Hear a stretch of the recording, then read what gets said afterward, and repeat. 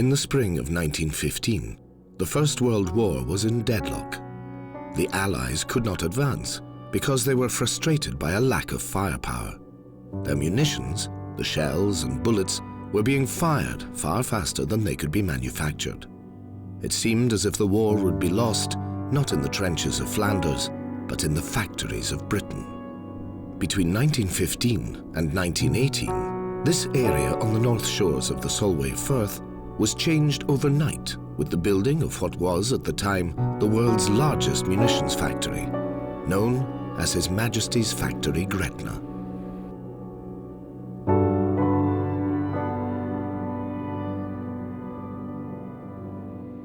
The town of Gretna lies in the southwest of Scotland, close to the border with England.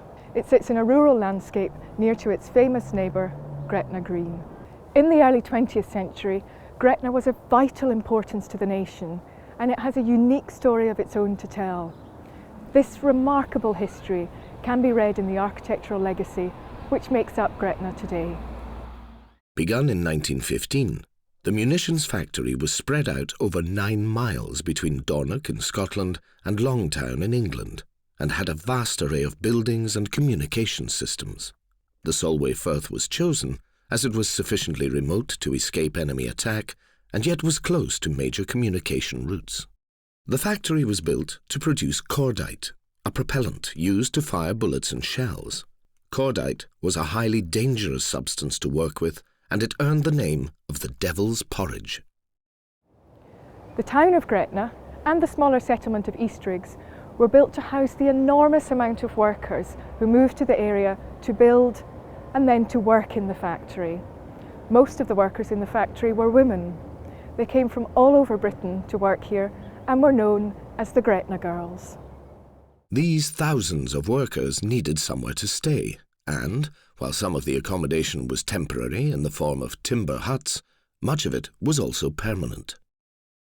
Gretna was carefully designed by the foremost town planner of the day, Raymond Unwin, and is a testament to the innovative town planning of the period. Mainly built in red brick, the buildings of Gretna created a place with wide, curving streets and crescents, where all the houses, even the timber huts, had at least some green space. Many of the houses have distinctive decorative features. They give Gretna a character of its own: fine, tall chimney stacks, date plaques, or round window openings. Central to the plans for the town was the spiritual and social life of the workers. 3 churches were built, and there was also a dance hall and an institute with recreational facilities, including a library.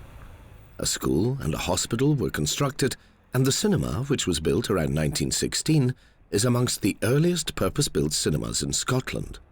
The munitions factory at Gretna was short-lived.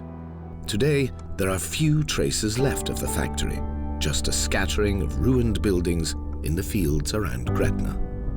The town of Gretna is a tangible reminder of the importance of the area during the First World War. It was a town built at great speed, but with careful planning for the well-being of its inhabitants. It tells us much about the social ambitions of the time.